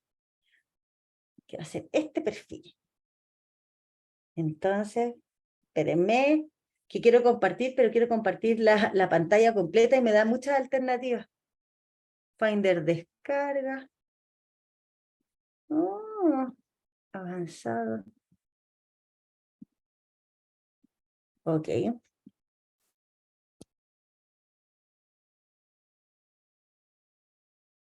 Denme un segundo, por favor, que no está tan fácil. Ya, Google Chrome. Se supone que están viendo... ¿Están viendo ese que dice hasta pronto? No. No. No. Se ve en blanco. Diablo. Como en la prueba. Puede ser, La no puede comida. ser. Qué estrés. Ya, espérenme, es que veo como que tengo demasiadas cosas, me muestra Finder, me muestra de todo, voy a cerrar cosas, a ver. ¿Lo otro compartir pantalla actual quizás? Sí, dejarla. Es que no me deja, Ah, no lo veo. Quisiera compartir la pantalla actual, pero no lo veo dentro de las alternativas. Y tampoco te puedo mostrar lo que veo, pero dice como pizarra, Finder, notas, como que me muestra aplicaciones. Entonces voy a Y cerrar. quizás alguien que sí bajó esa extensión la tiene Mm, en su pantalla y puede compartir. a ver si, y ahí ven de nuevo la Sí, presentación. ahí sí. Ahí sí. Sí, Ya. sí. Bueno, veamos si nos funciona. Voy a meterme a... Ojalá que esto todavía funcione, porque desde acá me voy a meter a OpenBookChef. No somos accesibles. No, veamos. No se preocupen. Ustedes me dicen si todavía estoy compartiendo eso o se quedó pegado en Está el PowerPoint. compartiendo la página, está bien. Ya, genial. Miren, en la extensión, que ojalá que haya abierto con la sesión que corresponde, porque además está, ya, bien. Ustedes van a entrar a la página de Funkify, les va a permitir instalarlo y tiene 4 días de versión gratis. la gracia que tiene es que podemos hacer algunas experimentaciones. Por ejemplo, pueden ver la visión borrosa. O sea, hubiese sido genial que lo tuvieran instalado de antes, porque hacíamos grupos y lo podían ir probando entre ustedes, pero no se preocupen. Y aquí ustedes podrían ir modificando, por ejemplo, el tema como de la visión borrosa, y seguramente se van a dar cuenta que, mira, Programa Talento Emprendedor U de Chile, todavía lo puedo leer, pero lo que está más abajo, al menos yo no tanto. También van a poder probar el daltonismo en muchas versiones distintas, y eso en definitiva nos ayuda a entender si es que los contrastes en realidad son lo suficiente, o si es que de alguna manera se comunica de una forma alternativa, ¿verdad? Y que no sea solamente el color. Aquí hay muchos tipos distintos de daltonismo. Por ejemplo, en realidad existen pueblos completos que ven así como estoy mostrando, y la gracia del complemento es que además te muestra los datos. 1 de cada 30.000 le pasa esto. 1 de cada 20 hombres ve así. ¿Verdad? Entonces, ustedes van a poder ir probando con este complemento que les digo yo cómo funcionan las cosas, y normalmente se van a dar cuenta que si es que tuvieran diseñados gráficos o tablas, infografía o qué sé yo, empiezan a presentarse problemas. La solución a eso es incorporar textura. Por ejemplo, si hubiese un gráfico de torta, quizás hay que separar cada porción para que no solamente se comunique a través del color, sino que yo pueda identificar los pedacitos. Y van a poder probar distintas cosas, incluida la dislexia. Entonces, fíjense, claro, OpenBookchef no se mueve porque seguramente es una imagen, ¿verdad? Ahí. Entonces, ¿qué cosas aprendemos gracias a esto? Es que nosotros los textos, sobre todo en temas como de los títulos, las mayúsculas dificultan mucho más la lectura para las personas disléxicas. Acuérdense que la dislexia es transversal a cualquier edad, ¿verdad? Entonces, por ejemplo, los títulos que estén todo en alta, quizás no es tan buena idea. Además, eso representa un desafío mayor para las personas que usan lector de pantalla. Entonces, la recomendación es más bien usar títulos como joroba de camello, le dicen, como en el fondo la primera palabra en alta y el resto en chiquitita. Entonces, fíjense que aquí donde dice home o somos, es más fácil adivinar porque tienes la pista de cuál es la primera letra, porque esa es la que se ve en alta. Esto es particularmente cierto en los hashtags, que además el lector de pantalla va a ayudar a identificar dónde empieza y termina la palabra. Entonces, así se lee de la manera correcta. También van a poder probar temas asociados al temblor. ¿Ven?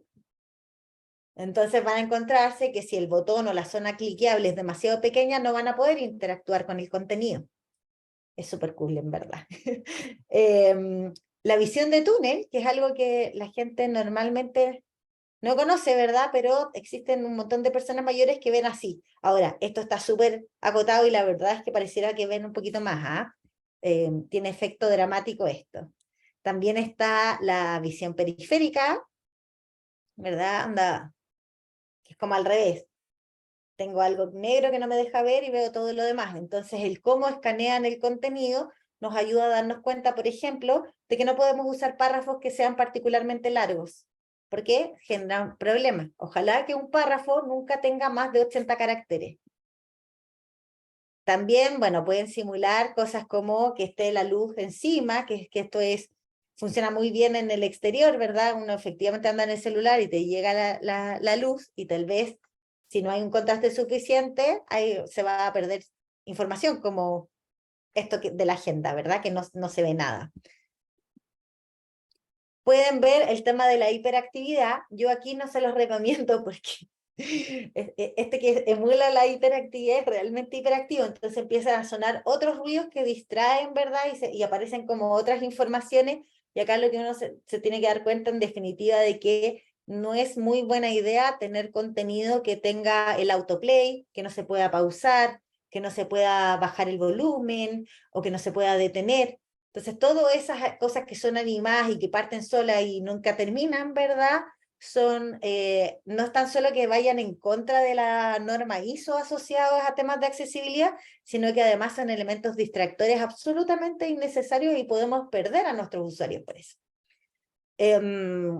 Luego, este otro, el que dice keyboard, que es como el teclado, te enseña a navegar por teclado, y el robot, este es muy interesante el robot porque nos muestra algunos problemas de accesibilidad rápidamente. Entonces, por ejemplo, aquí nos dice, mira, tenemos este H1, que es encabezado de primer nivel, y es efectivamente el primer encabezado que encontramos, que dice Premio Felipe Álvarez, y luego me dice, tienes este H2 y tienes este otro H2. Sin embargo, ese que dice postulaciones hasta el 30 de agosto, en realidad no es un encabezado, es información que debería ser un párrafo, eso ya es como, esto es otra cosa, pero vamos a encontrar un montón de información que aquí me dice, mira, los amigos eran H4, eran encabezados de tal nivel, y este de aquí no, qué raro, te dice como que hay una inconsistencia, y te va mostrando como este tipo de errores, pero también fíjense que muestra temas asociados al contraste. Entonces aquí nos dice, mira, este contraste está bueno, funciona, si funciona en base a esto, funciona también, por supuesto, para las personas mayores. Pero fíjense que aquí tenemos toda esta cantidad de elementos con contraste insuficiente, que estaban principalmente en el encabezado, ¿verdad? Aquí en los CARS, y va mostrando un montón. Estos son fórmulas matemáticas, por tanto, es real, y nosotros podemos, sin ningún costo extra, ¿verdad? Auditar nuestro contenido y decir, mira, esto funciona, esto no funciona, y pedir el cambio que sea necesario. Y hay otras cosas más, como los links text, que son los links. Entonces aquí me dice, mira, aquí tienes un link que no tiene el texto alternativo para el lector de pantalla. Bueno, esas son explicaciones que son más bien más técnicas, pero es una herramienta buenísima, y yo se las recomiendo muchísimo porque, o sea, con los 4 días gratis que tienen, ustedes podrían auditar su propio sitio web.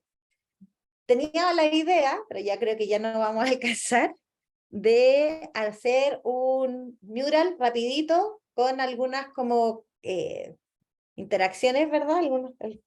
Déjenme ver si logro compartir. Yo pienso que por la hora tal vez no, y más bien mostrárselo para que ustedes simplemente lo puedan hacer después. Denme un segundo porque Tomás, tengo tanta... la mano, quizás podría preguntar. Tomás. Sí, hola, hola.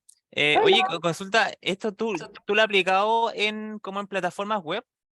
O sea, por ejemplo, Sí. nosotros tenemos una ficha clínica electrónica para la gestión de las residencias del adulto mayor. Entonces, claro, pero es demasiado abrumador la información que te pueda dar, ¿cachai? Entonces, para los que no sabemos tanto de accesibilidad, es como que, vale, yo lo descargo, lo pruebo por 4 días, pero ¿cuáles serían como las variantes que yo tendría como que... Porque, por ejemplo, a mí la última ya me gustó, ¿cachai? Pero ya la otra es como que, vale, como que puedo dar las métricas, pero ¿cómo lo evalúo, ¿cachai? O ¿cómo lo corrijo? Ya.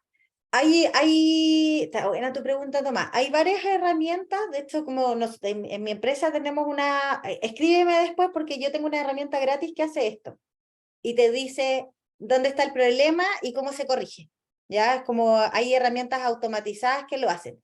La gracia de esto es que el tema del contraste está normado, existe un numerito, ¿ya? Anda como una relación de contraste a la que debemos apuntar, que en realidad, para hacer la corta, es de 4.5. Entonces, lo que debemos buscar, o sea, acá igual es un tema de criterio también, es súper fácil darse cuenta de que eso no va a cumplir Nica, como que es cosa de mirarlo. Una forma simple de hacerlo es imprimir el diseño en blanco y negro. Si todavía lo puedes leer, seguro que está bueno. Vale. Oye, y ya la otra, y por ejemplo, que nosotros siempre validamos como temas de experiencia de usuario, pero no de accesibilidad, quizás lo mismo, ahí no lo sé. No, Ya, no, o no, sea, no, no es lo sé que no mismo. es lo mismo, pero el punto de vista es que nosotros siempre aplicamos el test de SUS con todos nuestros usuarios, y ahí tenemos como arriba un 90%, pero no necesariamente sea que sea accesible, sino que es bueno utilizando, pero no accesible. Entonces ahí, ¿cómo se compara? Mira, el tema de la accesibilidad, existe una normativa que se escribe WCAG. La 2.0 es una norma ISO, y Vale. las leyes apuntan hacia allá. Es interesante el comentario porque actualmente en Chile solamente está normado para el Estado, pero Vale. los cambios en las leyes que se vienen y qué sé yo, lo que me hacen entender, y de acuerdo a al propio trabajo que realizo, ya sea con el Estado o con Carabineros, clarita que esto va a cambiar un poco y que se va a ampliar. Debería ampliarse efectivamente a temas asociados a salud, educación, medios de comunicación y comercio. Esos Vale. son los primeros mercados que van a tener que ser accesibles. ¿Por qué? En definitiva, porque una persona con discapacidad tiene derecho a ir a la universidad y informarse, tiene derecho a Bueno, comprar ropa, bancos también, me faltaron los bancos, temas financieros. Así es que, claro, ahí esas normas son tan buenas, ¿cachai? Onda porque tiene como todo el marco y te explica cuáles son los fallos. Entonces los vale. desarrolladores eventualmente podrían decir como, ah, mira, esto se traduce de esta forma. Ahí eso ya tendríamos que coordinar Mm, Vale, vale. Oye, pero ¿ahí cómo se llamaba? ¿WCAG? WCAG, se los voy a dejar en el chat. Ah, ya. WCAG, vale. Sí, Ya, vale, vale. actualmente está la 2.1, esto es de la W3C. La W3C es el grupo internacional que trabaja sobre los estándares de la web en general y las normativas de accesibilidad. Son estándares de accesibilidad, entonces, en definitiva, como justo lo que les quería compartir. Ya, vale, Temas bacán. asociados a estándar. Me da risa Gracias. que no pueda, acá está, miren. No vamos a alcanzar a hacer la actividad por la hora y porque quisiera responderle las preguntas, pero les voy a dejar el chat para que jueguen con esto, ¿ya? O sea, lo lleven para hacerlo después internamente. Fíjense que las personas mayores, nosotros lo que queremos responder es, ¿cómo podemos diseñar experiencias, que además de que sean experiencias de usuario exitosas, que sean accesibles, ¿verdad? Entonces, podemos pensar por temas. Temas asociados a la dificultad motora. Ya te voy a dar la palabra, Roberto.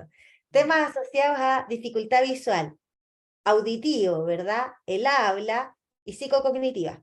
Fíjense que algo que pasa muchísimo en el mundo de los servicios es que cuando llama a una persona que tiene dificultades del habla, ya sea porque tuvo un accidente cerebral o lo que sea, ¿verdad? Al otro lado, tienden a cortarle el teléfono y a decirle, llámeme cuando esté sobrio. Pero la persona está sobria, entonces, ¿por qué no se diseñó un protocolo para identificar si la persona está sobria o está borracha? Si no lo entiendes, si no le crees, ¿por qué no diseñaste un protocolo, verdad? En realidad el diseño está en todas partes, incluido en estos protocolos, estas pequeñas encuestas que pueden ayudar a entender en realidad si la persona está realmente ebria o no. Entonces, bueno, aquí les dejé como la idea es que ustedes lo puedan ir rellenando, está todo bloqueado, así que no se va a borrar nada. Pero, por ejemplo, es como, ¿qué discapacidad puede adquirir o enfermedad, ¿verdad? O impedimento asociado a dificultades físicas y motoras? Por ejemplo, a mi abuela la acaban de operar de la cadera y qué sé yo, pero eso no le impide usar la web, ¿verdad? Pero quizás Parkinson, pérdida de motricidad, entonces la idea es que ustedes vayan completando estos campos. ¿Cómo se hace? Aquí a la izquierda tienen una barrita y tiene este que dice Sticky Notes. Y ahí simplemente lo arrastran hacia acá y después es doble clic y rellenan y escriben. ¿Ya? Entonces también aquí puse como, ¿qué necesitan para poder usar la web de forma autónoma? En términos generales, ¿verdad? ¿Qué cosas necesitan? Por ejemplo, poder encontrar la información, que la información sea clara, que sea fácil, que no se pida información innecesaria, ¿verdad? Como el número del DNI, el número el identificador que va después del root, chuta, nadie se lo sabe. Es como que, ¿por qué le hacemos las cosas más complejas, verdad? ¿Qué tecnologías utilizan? Nuestros usuarios utilizan web, utilizan computador, ¿verdad? ¿Cuáles? Porque también nos ayuda a tomar ciertas decisiones. Y aquí puse cosas muy puntuales. Por ejemplo, como los problemas con la multimedia. En general, las personas mayores tienen problemas con los videos que no tengan subtítulos o los videos que no tengan la transcripción de texto, ¿verdad? Entonces, como esto les va dando las pistas de cómo hacemos nuestros productos más accesibles. Problemas de contraste, problemas con formularios. Podrían aparecer tantos otros, ¿ya? Pero lo dejé así como para sembrar la duda, ¿verdad? Y ojalá que ustedes quieran seguir aprendiendo e incorporarlo dentro de sus productos para que sean productos no solo mejores experiencias, sino que también que sean más incluyentes, porque aún si sus usuarios, siendo personas mayores, quizás aún no tuvieran discapacidad, nada impide que en el camino, ¿verdad?, en el corto plazo, la adquieran. Y en realidad La tendencia es que todos vamos a tener discapacidad en algún momento porque todos vamos a ser personas mayores. Ignacio. Sí, ese tablero va a quedar disponible Se los estoy después de esta sesión. Sí, sí, pueden usarlo cuando quieran, yo no los borro. Ahí les dejé en el chat, les dejé el tablero para que puedan jugar.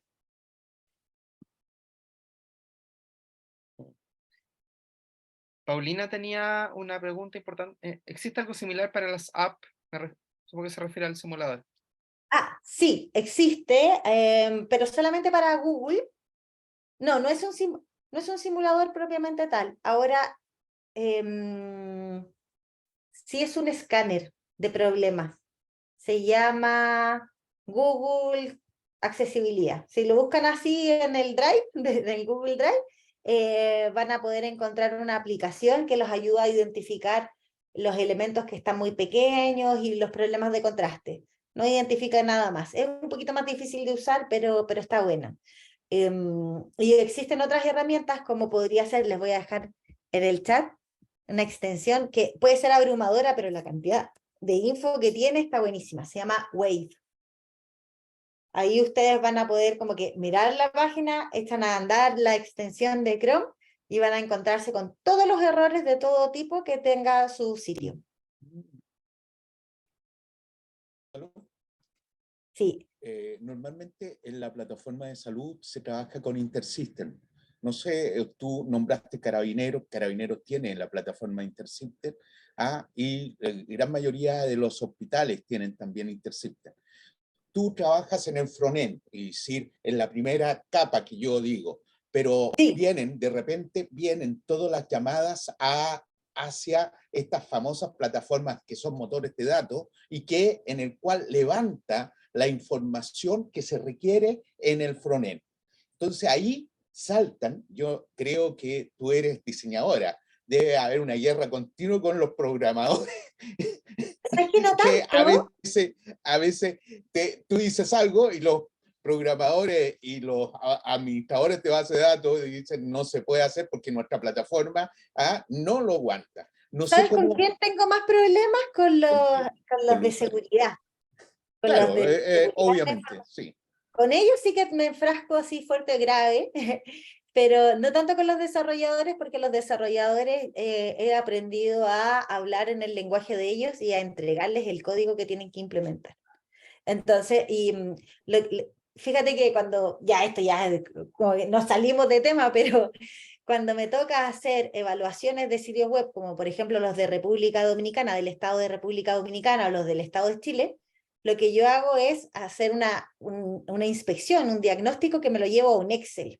Y en ese Excel les digo, este error es crítico, es severo, es leve, qué sé yo, y además les digo cuál es la recomendación para que recuperen para que arreglen ese error y a quién afecta ese tipo de error. Porque hay errores que, por ejemplo, una experiencia en Argentina como entretenida, no me acuerdo cómo se llama la empresa, pero diseñaron un comunicado con Comic Sans. Y la Comic Sans lo pusieron todos decían como, oye, esto no es un tema estético, la Comic Sans es una fuente que es como históricamente media feita, ¿verdad? Todos estamos medianamente de acuerdo en eso. Lo que decían los diseñadores y lo que defendían era que no era un tema estético, sino que un tema de accesibilidad y de inclusión, porque las personas con dislexia o autismo, no me acuerdo cuál era el grupo que se supone que se ve beneficiado, podía entender mejor la información. Sin embargo, eso es ridículo desde el mundo de la accesibilidad, porque en realidad nosotros no velamos por un grupo para perjudicar al resto. Buscamos en definitiva que la mayor cantidad de usuarios puedan verse beneficiados del uso del aula. Entonces jamás beneficiaría a alguien disléxico de alguien que no tiene dislexia, no tiene ni un sentido eso. Entonces es súper importante como entender que es muy probable que nosotros generemos un cambio que ayude a alguno y tal vez estás perjudicando al otro. Entonces hay que aprender a identificar eso porque en algunos casos es mejor no hacer nada, como por ejemplo la Comic Sans. Como no ponga la Comic Sans. Sí, veo que alguien más levantó la mano, Ignacio. Sí, en esa misma línea. A todo esto en la mañana en el evento que estaba, había una persona de Intersystem y hablando justamente de lo que Roberto comentaba un poco en general. Sí, mi pregunta se me acaba de ocurrir en realidad que tú recomendarías, por ejemplo, que hubiera una autopercepción al inicio de la navegación. Por ejemplo, yo soy daltónico, entonces te pincha un botón y lo derivas a una versión pensada un poco mejor para ese tipo de interacción, o en nuestro No, caso que estamos en Parkinson, tengo Parkinson y lo derivo a una versión pensada para ese. mira, Sí, no, ¿y por qué? no. Gracias. No, está bien, está súper bien. Las primeras, cuando recién se empezó a trabajar en temas de accesibilidad, la manera de resolver era generar una experiencia alternativa para las personas con discapacidad. Esas experiencias alternativas tendían a ser en blanco y negro, sin fotos, sin ilustraciones y con un lenguaje muy simple y textos muy resumidos. Entonces, en definitiva, existía una decisión unilateral, ¿verdad?, de informar menos a esas personas porque esa persona tiene discapacidad y no necesita saber el todo. Lo que nosotros queremos es que las personas sean autónomas, ¿ya? Entonces, ¿qué es lo que hay que hacer? Más bien es configurar nuestros sistemas para que la persona, independiente de su discapacidad o independiente de si es una persona mayor, pueda hacer uso. Fíjate que una persona que tiene dislexia, por ejemplo, puede tener configurados los colores de cierta manera. Nosotros tenemos la capacidad de configurar nuestro teléfono para que los sitios se vean con la letra más grande, le podemos cambiar la tipografía incluso, ¿verdad? Entonces lo que hay que hacer es configurarlo de tal forma que el usuario tenga el control respecto de su interfaz y que sea el usuario el que decida cómo quiere usarlo. Por ejemplo, si ustedes entran al sitio de la Mutual, perdón por decir un nombre, pero no se me ocurre otro. El sitio de la Mutual actualmente tiene un iconito que es un widget de accesibilidad. Entonces ellos resolvieron sus problemas de accesibilidad con esta línea de código que se supone que hace todo.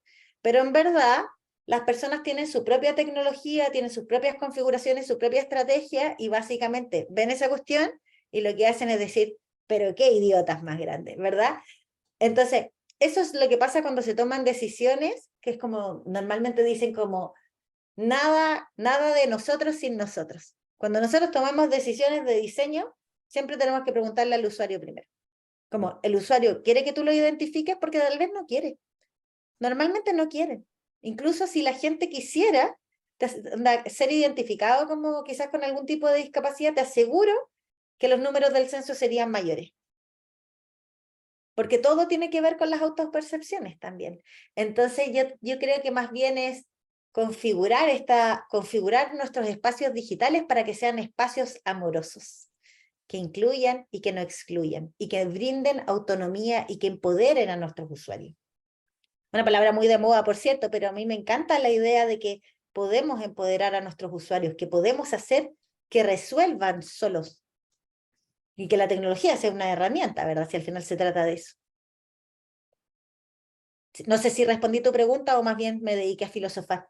No, muchas gracias. Y de hecho, la opinión experta siempre se hará eso. De repente uno inventa la rueda y peor aún la reinventa. Entonces, te lo Sí, agradezco. no es necesario, en verdad. Como si la persona tiene daltonismo, acá el criterio es, lo que es bueno para uno debería ser bueno para todos. Y si es malo para todos, no es malo para nadie. Creo que así deberíamos diseñar las cosas. Si es malo para todos y a nadie le molesta, ¿qué importa? ¿Verdad? Es como que pongamos la solución donde las cosas molesten e incomoden. Ahí destinemos nuestros esfuerzos. Patricia. Hola Consuelo, buenas. Muchas Hola. gracias por tu charla y sobre todo por la pasión con la que transmites la información y con la posición también social que tienes, que pienso que es demasiado importante pensando en colectivos históricamente vulnerables.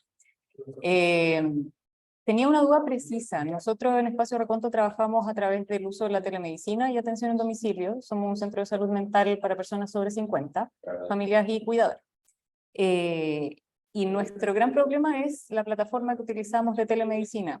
No sé si tienes conocimiento de algunos proveedores o tal vez si es que hay posibilidades de poder mejorar las que existen, porque las que hemos tenido uso siguen siendo muy ineficientes para el uso de manera autónoma, justamente de no solo personas mayores, sino también incluso personas más jóvenes, pero que puedan tener alguna brecha digital.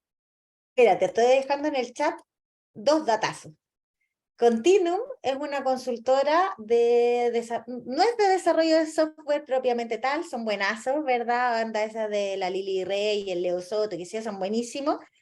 Continuum tienen una vertical dedicada única y exclusivamente a temas de salud y son los que desarrollaron la telemedicina de la clínica alemana. ¿Ya? O sea, yo trabajaba ahí cuando hicimos esto y la verdad es que quedó amazing. O sea, como que, porque todos los puntos de contacto se hicieron bien, se hizo con una visión de diseño de servicio y qué sé yo, y la videollamada se hizo a través de Jitsi. Baratísimo, estable y qué sé yo. ¿Qué es lo que necesitas en una teleconsulta? Necesitas varias cosas. Es divertido porque nosotros asumimos que la gente quiere hablar y hay gente que es muy tímida y qué sé yo, entonces cosas que hemos descubierto es que necesitamos tener la alternativa del chat, necesitamos tener la alternativa de enviar documentos, ¿verdad? Y necesitamos hacer lo que sea ultra simple, sin una plataforma como Zoom, sin un meetup, ¿verdad? Entre medio, entonces que sea un link que no tenga que hacer absolutamente nada que decir llegué. Yo creo que Continuum, de verdad, si anda Continuum, son los que mejor resuelven estos temas. Asociados a salud, no puedo recomendarlos en todo, pero en salud son buenos. Y además pertenecen a esta cosa de HL7 y están muy metidos con el tema como del mes del diseño de servicio, ¿verdad? Que se está haciendo, que también está asociado a temas de salud, que por cierto partía esta semana, así que se los recomiendo. No sé si siguen a Paulo Villarroel, él hace eventos todo este mes, hay charlas asociadas a temas de salud digital. Ahí le estoy tirando todos mis mejores datos. Ignacio. Sí, no, solo disculpa, pero es que todo esto lo hablamos un poco en la mañana, porque HL7 es más por el lado del back office, y dejémoslo para el final, porque eso ya es otro. En Chile hay súper poca gente que realmente sabe, un poco caro, entonces, y le daban mucho más énfasis a la usabilidad. Entonces yo creo que lo primero es lo tuyo, y después Paulo y Continuum y todo, porque... Pero Paulo está, no, espérate, que Continuum es una consultora de experiencia de usuario, que estén además adicionalmente en temas del HL7, eso es otra cosa, porque claro, también es desarrollo de software y qué sé yo, son buenos, claro, en serio, son claro. No, los conozco, de hecho, tengo un par de conocidos ahí, pero más que nada un poco como tenemos que recursos escasos, bueno, en nuestro caso y en un par de emprendimientos que conozco, sí. La recomendación en la mañana era darle mucho énfasis a la usabilidad, entonces me conecta mucho con tu charla. Igual tú mencionaste algo, que de repente ciertas certificaciones como que chocan con la usabilidad, entonces ahí hay que buscar ese equilibrio entre me quiero certificar aquí, pero quiero con una buena experiencia de usuario, entonces no es bien de arte también, no es solo técnica, así que es súper interesante. Oye, ahí lo que puedes hacer, fíjate que nosotros lo que hicimos fue validamos el servicio sin ninguna línea de código, regalamos unas horas médicas gratis y lo simulamos todo, ¿verdad? O sea, quiero decir que escribimos un correo a mano, ¿verdad? Que se supone que se hace automatizado, le colocamos el vínculo de una cuestión que pegamos en el Jitsi, así como que nos demoramos 5 minutos en hacer la simulación. Y luego simplemente se tenía que conectar el profesional, ¿verdad?, de la salud, el paciente, tener la cuestión, y después despachábamos el correo, toda la cuestión, a mano, así como, señor doctor, mándeme la foto de esta cuestión y yo voy a hacer como que lo mandó una máquina. ¿Para qué? Para probar el flujo completo de manera barata. Entonces, por eso que yo decía como, experimenten las cosas sin código.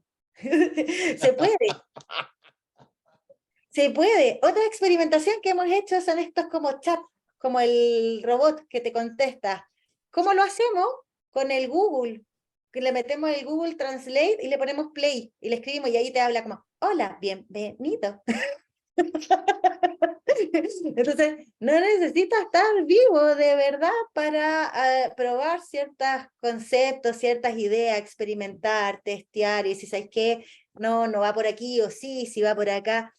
Entonces, es muy entretenido el tema porque en realidad el diseño, que propiamente tal, nosotros como que tendemos a pensar que es la parte bonita, pero nosotros lo que hacemos es que vamos conectando los procesos y vamos definiendo una historia que sea coherente, porque finalmente la experiencia de usuario es una historia. El usuario construye la experiencia, nosotros le damos las herramientas para que el usuario diga, oye, fue una buena experiencia o qué sé yo, pero tenemos que ser capaces de contar una historia sin interrupciones.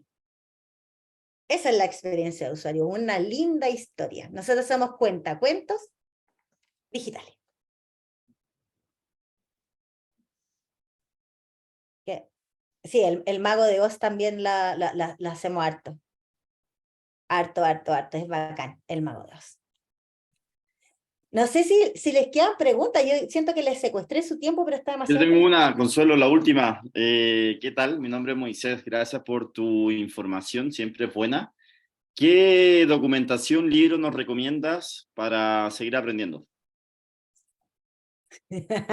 Buena pregunta. Mira, te voy a recomendar un blog. ¿Por qué?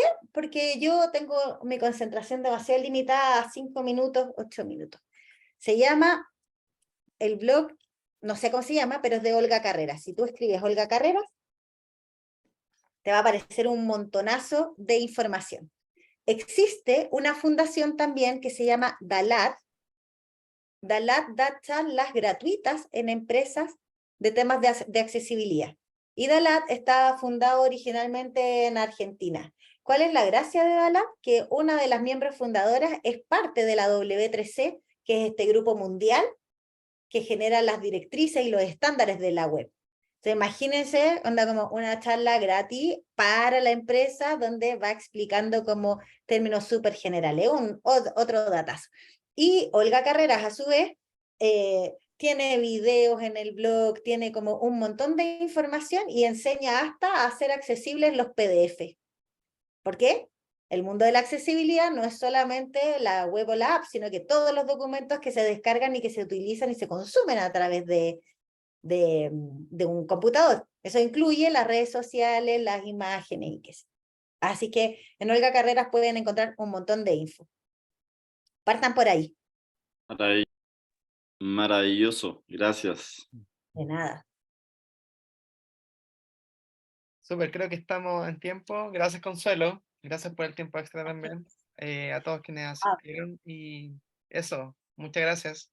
Sí, yo Sí, quisiera agradecer también a Consuelo, increíble todo. Sí, de verdad, muchas gracias por tu generosidad. imagínense, pasamos el consentimiento informado en formato de audio. Ay, sí, qué hermoso.